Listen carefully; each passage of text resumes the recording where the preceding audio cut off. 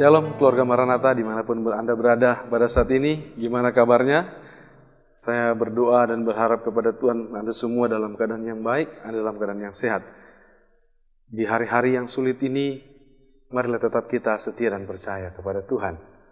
Kita akan kembali belajar bersama-sama firman Tuhan pada saat ini, dan sebelum itu mari kita akan berdoa kepada Tuhan. Mari kita berdoa. Bersyukur kami kepada Engkau Allah Bapa kami di dalam surga, Tuhan Yesus Kristus, Juru Selamat kami, yang telah mati bagi kami, menebus kami dari dosa kami, bangkit bagi kami, memberikan kepada kami hidup yang kekal, naik ke surga untuk menyediakan tempat bagi kami, memberikan Roh Kudus-Mu kepada kami, supaya kami hidup sesuai dengan kehendak Tuhan. Selama kami hidup di dunia ini, kami menantikan janji Tuhan, semuanya digenapi di dalam hidup kami, menantikan janji-Mu pada kedatangan kali yang kedua, Tuhan Yesus, supaya hidup kami berkenan kepada Tuhan. Biarlah firman Tuhan itu selalu menunjukkan jalan kepada kami dan memimpin kami ke dalam seluruh kebenaran Tuhan. Tuhan memberkati kami semua pada saat ini, memberkati hamba-Mu, memberkati semua orang yang mendengarkan firman Tuhan.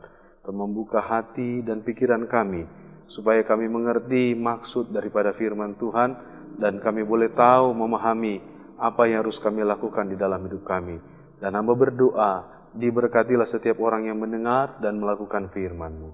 Di dalam nama Yesus Tuhan, kami sudah berdoa dan bersyukur. Amin. Puji Tuhan.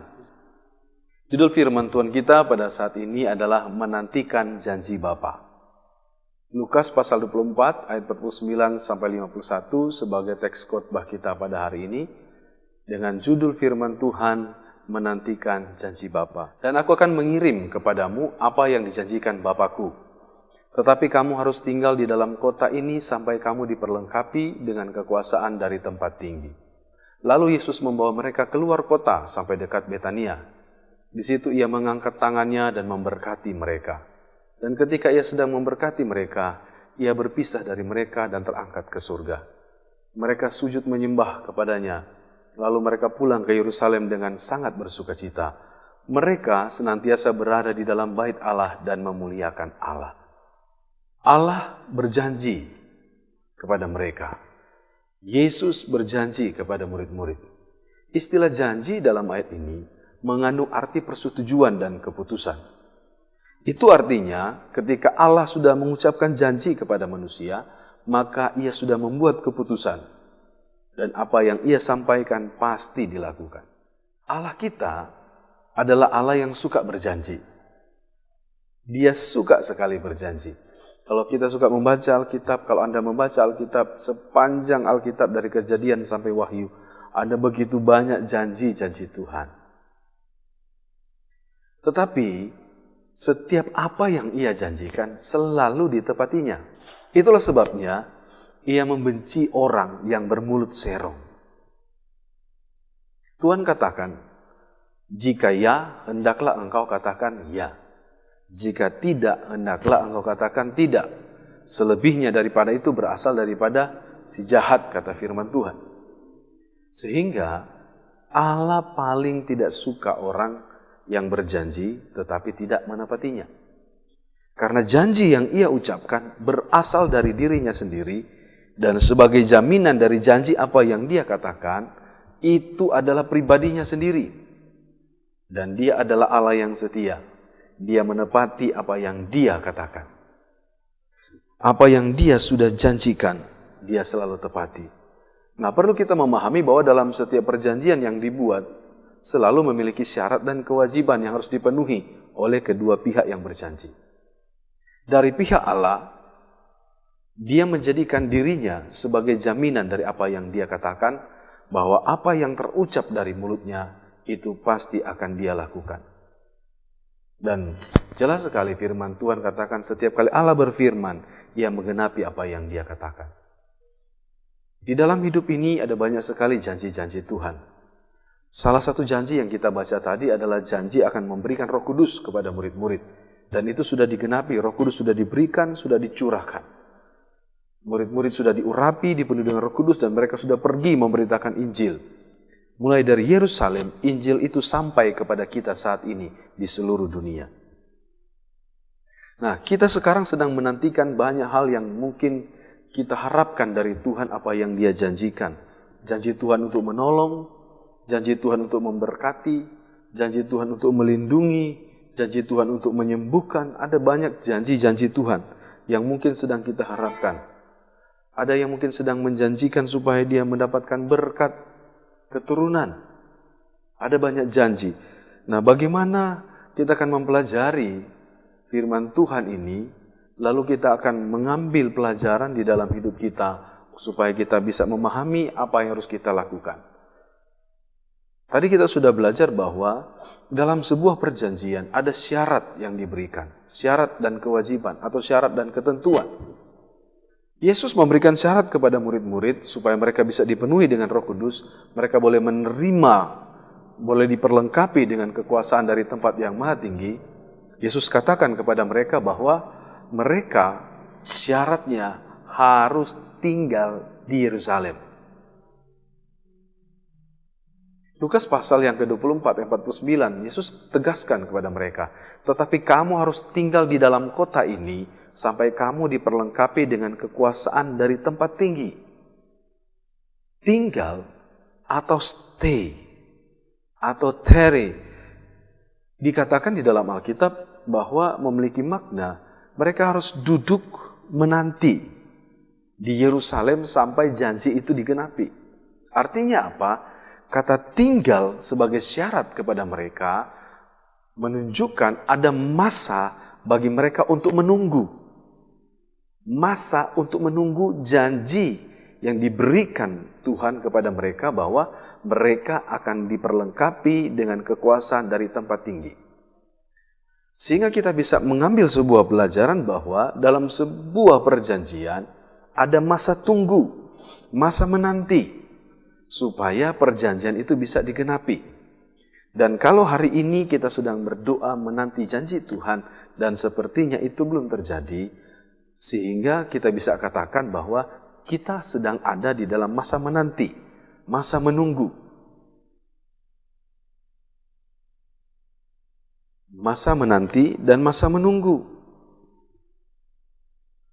Dan kita lihat apa yang dilakukan murid-murid, mereka melakukan kewajibannya. Lukas pasal 24 ayat 52 ke 53 dikatakan, mereka sujud menyembah kepadanya, lalu mereka pulang ke Yerusalem dengan sangat bersuka cita.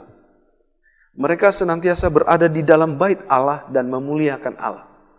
Ketika Tuhan katakan supaya janji itu bisa kamu terima, janji itu bisa kamu nikmati, kamu harus tinggal di dalam kota, yaitu di Yerusalem. Sehingga ketika Yesus naik ke surga, mereka melakukan kewajibannya. Mereka kembali ke Yerusalem. Bukan pulang ke rumahnya, bukan kembali kepada pekerjaannya, bukan meninggalkan pelayanan itu. Mereka kembali ke Yerusalem dan mereka pergi ke bait Allah. Mereka menanti dan memuliakan Allah. Lalu di Yerusalem, mereka memilih satu tempat, satu rumah, yang di atas loteng itu, mereka berkumpul dan berdoa di sana. Tuhan tidak katakan berapa lama waktu bagi mereka untuk menanti. Tuhan hanya mengatakan bahwa mereka harus menanti. Perlu kita pahami bahwa Tuhan hanya memberikan kepada kita masa menunggu, masa menanti. Tuhan tidak memberitahukan kepada kita berapa lama Anda, kita harus menunggu dan menanti apa yang kita doakan, apa yang kita minta, apa yang kita harapkan Tuhan berikan. Karena waktu yang untuk supaya kita bisa menerima, kapan itu adalah waktunya Tuhan. Bukan waktunya saya, bukan waktunya kita. Kita terbiasa sebagai manusia dalam sebuah perjanjian yang kita buat dengan seseorang, kita membuat tempo atau masa waktu kapan itu digenapi. Kalau ada orang berhutang, kapan janjinya itu harus dilunasi. Sehingga kita seringkali menggunakan jatuh tempo kepada Tuhan. Tuhan sudah jatuh tempo. Aku sudah berdoa selama 10 tahun. Aku sudah berdoa selama 3 tahun. Aku sudah berdoa berjam-jam. Mana janjimu? Ada banyak orang Kristen sampai hari ini masih merasa bahwa dia belum dipenuhi dengan Roh Kudus. Dia sudah berdoa begitu bersungguh-sungguh. Dia sudah begitu meminta dengan bersungguh-sungguh. Setiap tahun, setiap ada doa 10 malam, dia berdoa dengan giat. Dia berdoa dengan sungguh-sungguh. Tapi dia seringkali bertanya, kenapa aku tidak mengalami seperti yang dialami oleh orang-orang itu? Ketika mereka berdoa, mereka meminta Roh Kudus, mereka berbicara dengan bahasa-bahasa roh. Sebagai tanda mereka dipenuhi dengan Roh Kudus. Aku belum mengalami itu. Dia berdoa bertahun-tahun meminta, kapan? Lalu dia katakan, Tuhan sudah jatuh tempo. Tidak bisa demikian. Karena waktunya adalah waktunya Tuhan, bukan waktunya kita. Oleh karena itu, di dalam masa menanti janji Tuhan itu digenapi, kita akan belajar apa yang perlu kita waspadai, apa yang perlu kita lakukan di dalam masa menunggu ini. Supaya apa yang terjadi kepada bangsa Israel dalam perjalanan mereka di padang gurun tidak terjadi kepada kita. Bangsa Israel, mereka disuruh pergi ke tanah Kanaan yang hanya ditempuh dalam perjalanan 11 hari dari Gunung Sinai sampai ke daerah bagian selatan tanah Kanaan. Tetapi karena ketidakpercayaan mereka, karena kebodohan mereka, mereka harus kembali ke padang gurun dan berputar-putar selama 40 tahun. Kita akan belajar firman Tuhan ini supaya kita akan memahami di dalam masa menanti, masa menunggu, supaya kita tidak jatuh di dalam dosa, supaya iman kita tetap kuat, supaya kita tidak goyah mengiring Tuhan Yesus. Allah bekerja dalam rencananya menurut waktunya Dia. Menurut waktunya Allah, bukan menurut waktunya kita. Namun, yang kita yakini adalah jaminan Alkitab bahwa Yesus Kristus itu tetap sama, baik kemarin, hari ini, dan sampai selama-lamanya. Yesus tidak pernah berubah, Dia tetap sama. Sehingga, kalau kita membaca di dalam Alkitab, kitab Pengkhotbah pasal yang ketiga, ayat 1 katakan, untuk segala sesuatu ada masanya, untuk apapun di bawah langit ada waktunya. Apa yang terjadi kepada bangsa kita hari ini dengan COVID-19, sejak dari bulan Maret diumumkan sampai hari ini, sudah ada di angka 20.000 orang yang terinfeksi. Penambahan terbesar pada hari Kamis kemarin, dengan angka yang luar biasa tinggi, 900 orang yang tertular. Kita tidak tahu mau sampai kapan ini akan selesai. Tapi satu hal saya percaya dan kita juga percaya, ada waktunya ini akan selesai. Demikian juga untuk kerohanian kita. Kita sedang menantikan janji Tuhan digenapi di dalam hidup kita. Kita tidak tahu berapa lama. Yusuf butuh 13 tahun untuk dia naik. Ishak butuh 20 tahun berdoa meminta supaya punya anak. Abraham butuh 25 tahun untuk bisa dia punya anak. Dalam berdoa kepada Tuhan, berharap dan menantikan. Sejak dia dijanjikan akan punya anak. Bagi kita tidak tahu berapa lama. Karena waktu kapan itu adalah rahasia bagi kita. Waktu kapan itu adalah waktunya Tuhan, bukan waktunya kita manusia. Sehingga kita akan belajar apa saja yang harus kita pahami, apa yang harus kita jaga, apa yang harus kita mengerti di dalam masa-masa menunggu ini. Karena waktu Tuhan adalah masa menunggu. Tuhan yang menetapkan dan waktunya kapan, itu semua segala sesuatu masih rahasia. Kita tidak tahu. Kita tidak paham. Sehingga dalam masa-masa menunggu seringkali ada saat-saat kita merasa jenuh. Kita merasa bosan. Mungkin ada yang menyerah, tidak mau lagi untuk meminta dan berdoa. Kejenuhan itu terjadi karena kita kehilangan fokus kepada tujuan awal kita. Kita mulai membandingkan situasi kita dengan orang lain.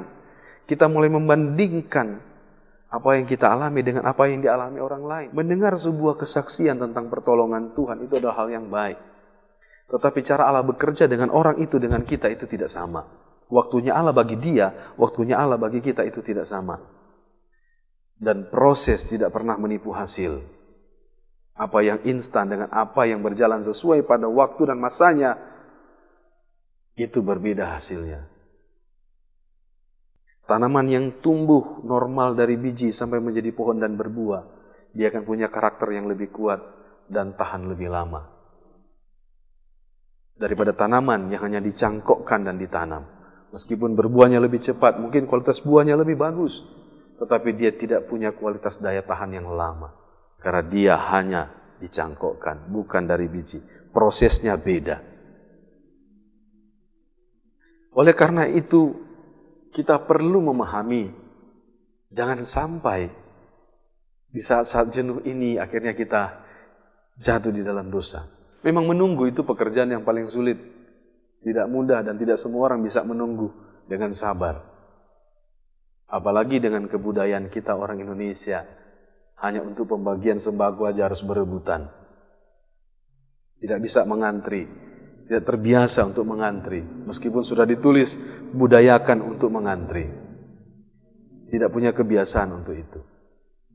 Mungkin ada yang bersungut-sungut, merasa tidak puas. Sehingga imannya kehilangan kekuatan. Lalu dia berkata, aku bisa melakukannya dengan kekuatanku sendiri. Aku tidak perlu Tuhan. Anda harus menjaga ini semua. Karena ada masa-masa yang memang menunggu kita tidak tahu kapan. Itu rahasia. Ada masa-masa kita bosan.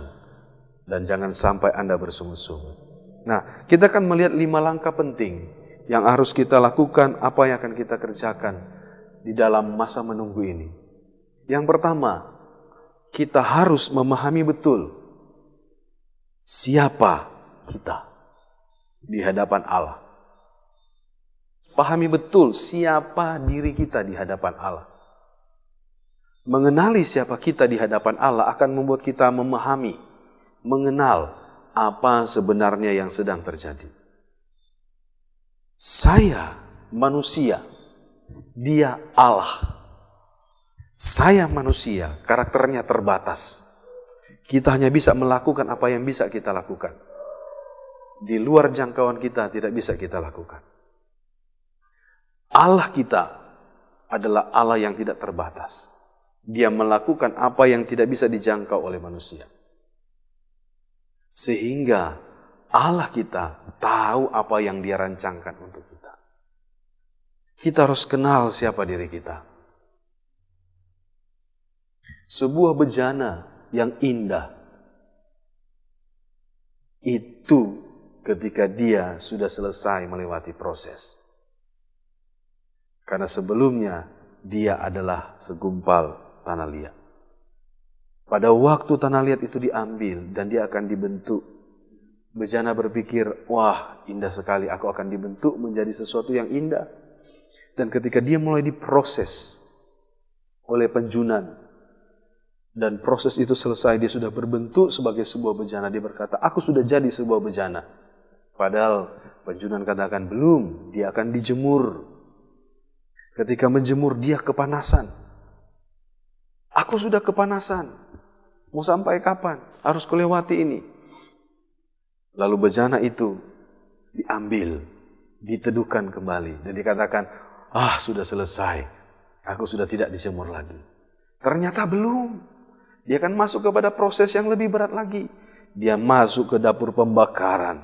Di sana dia dibakar. Mungkin dia berteriak, aku kepanasan. Belum cukupkah engkau menjemur aku? Berhari-hari dengan panas yang sangat terik. Berjam-jam dengan panas yang terik. Sekarang engkau harus membakar aku di dalam dapur api. Dia dibakar di sana. Dia mungkin berteriak. Lalu selesai pembakaran dia dikeluarkan. Dia merasa akhirnya lega, sudah selesai. Belum selesai. Lalu dia mulai dihias, diberikan warna, dikasih lukisan gambar yang indah, yang cantik. Dia katakan, wah puji Tuhan, aku sudah diperindah, sudah selesai semuanya. Belum selesai, dia dijemur kembali, sampai semua lukisan itu menjadi kering dengan bagus. Lalu dia dikembalikan ke tempatnya. Disitulah semua selesai, dia mulai dipajang untuk dibeli orang. Kita harus kenal siapa kita. Kita hanyalah tanah liat, dia Allah sang penjunan. Dia punya hak membentuk kita sampai kapan itu waktunya dia. Kita tidak tahu. Dia berjanji, betul. Tetapi janji itu dia pasti digenapi. Pasti akan terjadi. Waktunya rahasia. Sehingga kita perlu kenal siapa kita di hadapan Allah. Adakah tanah liat yang berkata kepada penjunan, kenapa engkau membentuk aku menjadi seperti ini? Tidak ada. Demikian juga kita manusia. Kenali siapa kita. Kenali siapa kita. Sehingga kita bisa mengenal apa sebenarnya yang sedang Tuhan lakukan di dalam hidup kita. Apa yang sedang Tuhan kerjakan di dalam hidup kita. Amin. Yang kedua, kita perlu mengenal sumber masalahnya. Di dalam masa menanti, masa menunggu, kita harus tahu sumber masalah. Siapa, tentang apa, di mana, kapan, dan kenapa ini semua. Apa tujuannya. Kalau kita kenal sumber masalahnya, kita tahu apa yang harus kita lakukan. Ada banyak orang, dia hanya kepengen hasil. Tapi sumber masalah yang harus dibereskan, yang harus diselesaikan di dalam proses ini, dia tidak pernah mau selesaikan. Saudara-saudara yang dikasih oleh Tuhan, keluarga Maranatha dimanapun berada, semua anak-anak Tuhan, kita harus selesai dengan diri kita dulu. Karena musuh paling besar adalah diri kita sendiri. Ketika Allah membuat janjinya belum digenapi, mari kita pelajari masalahnya ada di mana. Apakah waktunya berjalan sesuai dengan waktunya Tuhan, atau waktu ini berjalan gara-gara kebodohan dan ketidaktaatan kita, waktunya makin lama. Kita lihat apa yang terjadi dengan bangsa kita. Ini contoh yang paling real. Apakah dengan berlarut-larut seperti ini adalah waktunya Tuhan, atau karena kebodohan manusia yang tidak bisa diatur? Kebodohan manusia demi kesenangan sesaat harus pergi belanja ke mall dengan kerumunan orang yang banyak, sehingga semakin bertambah penularan. Atau karena waktunya Tuhan? Mari kita jujur. Kebanyakan gara-gara masalah kebodohan kita sendiri. Sehingga kita perlu selesai dengan diri kita. Kita harus tahu sumber masalahnya di mana. Ketika kita membereskan diri kita, saya percaya waktunya itu akan berjalan sesuai dengan waktunya Tuhan.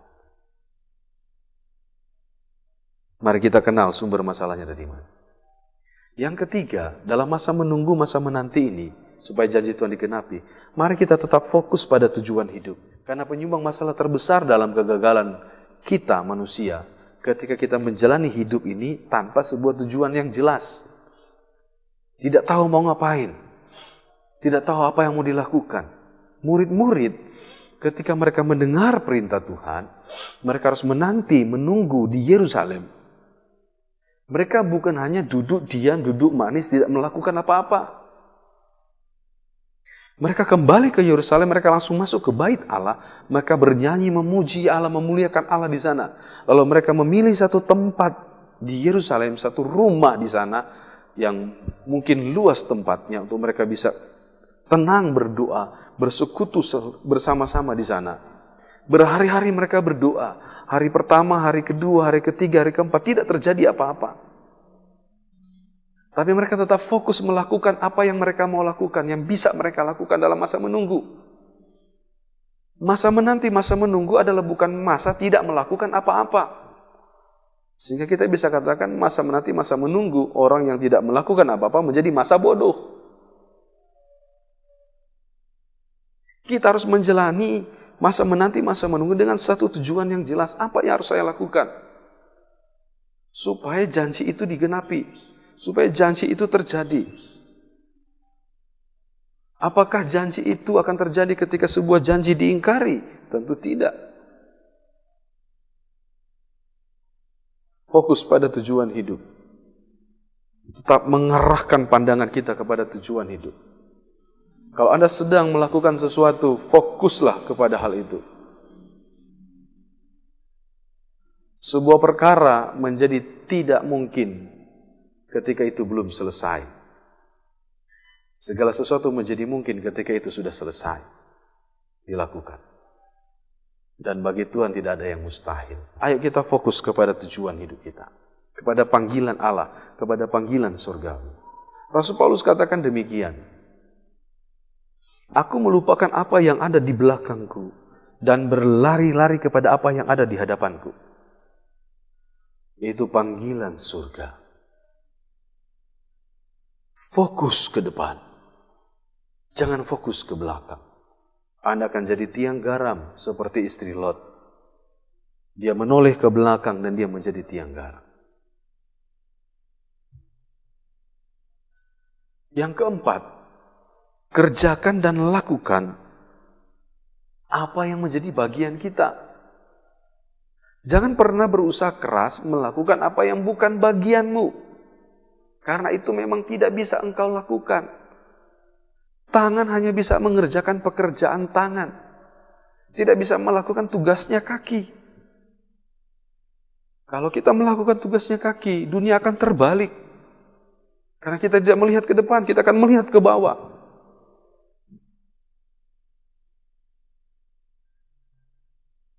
Mari lakukan apa yang bisa kita lakukan. Kerjakan apa yang bisa kita kerjakan. Kalau dalam masa menunggu Anda hanya bisa berdoa, lakukan doamu.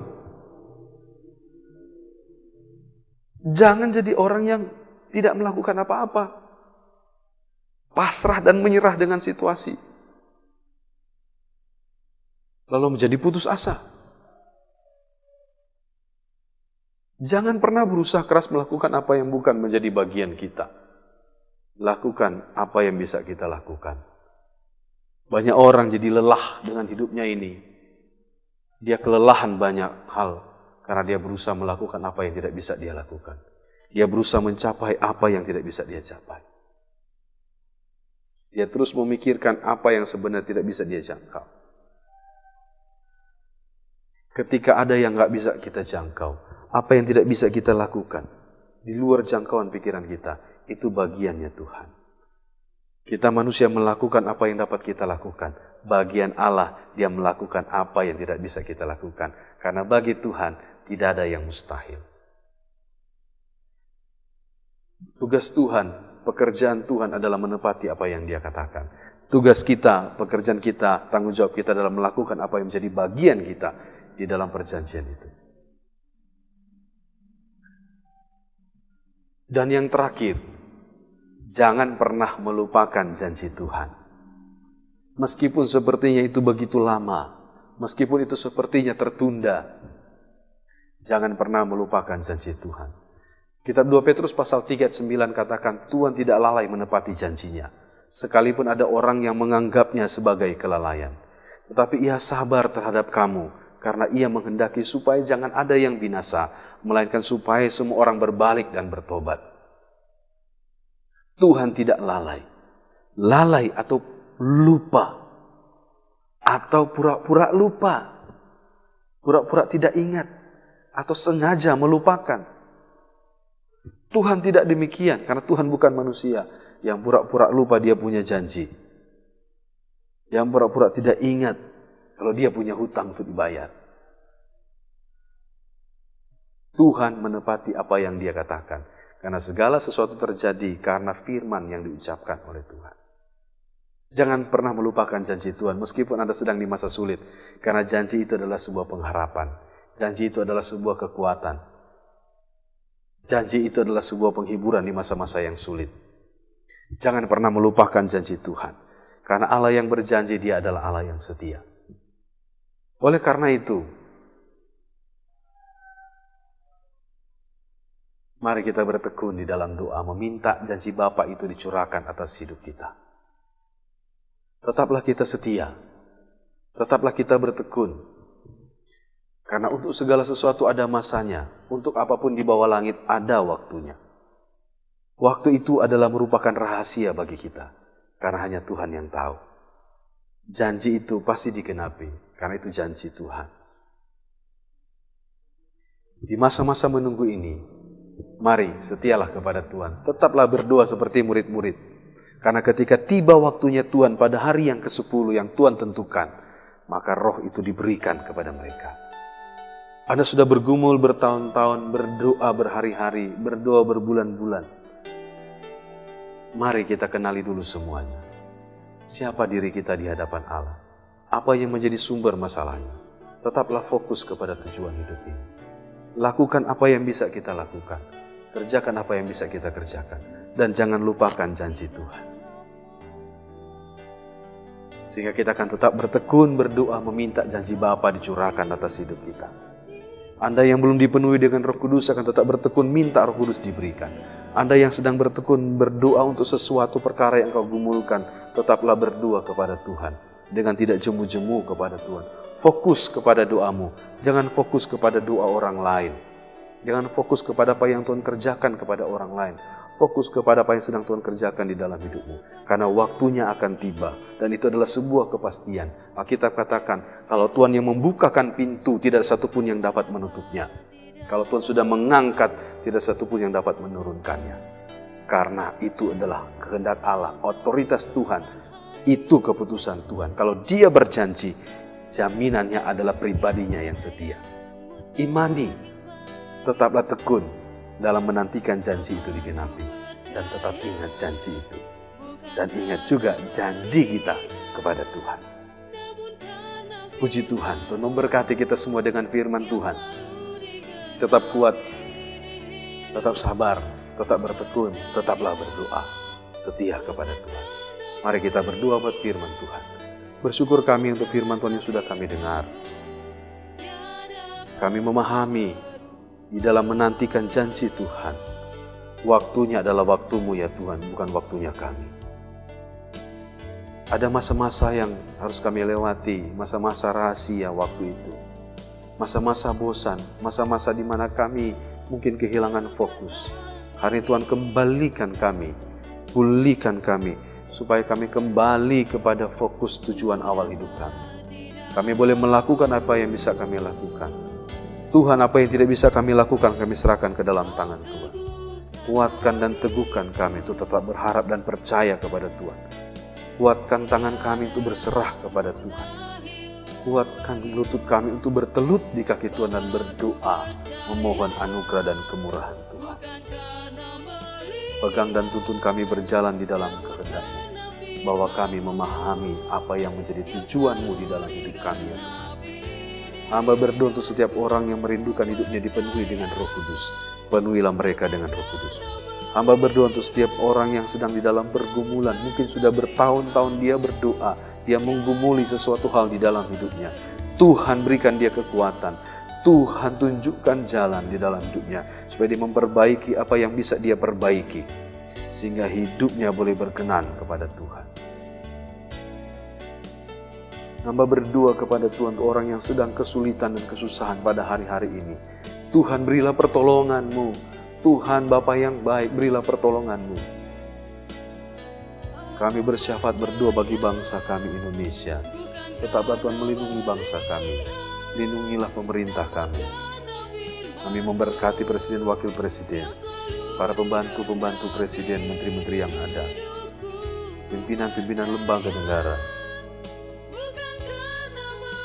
Kami memberkati gugus tugas yang bekerja untuk memerangi virus corona ini Tuhan, di pusat, di daerah, sampai di desa kami. Berikan takut akan Tuhan supaya tidak ada yang mengkorupsi dana-dana yang dicurahkan untuk mengatasi masalah corona ini Tuhan. Berikan takut akan Tuhan bagi pemerintah kami. Lindungi umat-umat Allah, lindungi hamba-hamba-Mu. Lindungi seluruh keluarga besar kami ya Tuhan. Ke dalam tangan Tuhan kami serahkan semua. Diberkatilah setiap orang yang mendengarkan dan melakukan firman ini di dalam hidupnya. Kami terima kekuatan, penghiburan, semangat, dan sukacita yang daripada Tuhan. Dan kiranya biarlah roh, jiwa, dan tubuh kami terpelihara sempurna, tidak bercacat celah, sampai pada kali kedatangan Tuhan yang kedua, kami dijumpai Tuhan layak masuk dalam kemuliaan yang kekal, berjumpa dengan Yesus Tuhan Juru Selamat kami. Kasih karunia dari Allah Bapa kami, penyertaan Allah yang sempurna, kasih sayang dari Tuhan Yesus Kristus, Roh Kudus memimpin seluruh kehidupan kami, sampai kami masuk dalam kemuliaan kekal, berjumpa dengan Yesus Juru Selamat kami, dengan semua orang-orang yang kami kasihi. Di dalam nama Yesus Kristus Tuhan kami berdoa dan mengucap syukur. Kami terima berkat Tuhan. Puji Tuhan. Amin. Puji Tuhan. Kita tetap sehat, tetap semangat, tetap bersuka cita, tetap bertekun di dalam doa, tetap percaya dan berharap bahwa janji Tuhan itu pasti digenapi. Amin. Tuhan memberkati kita semuanya. Shalom.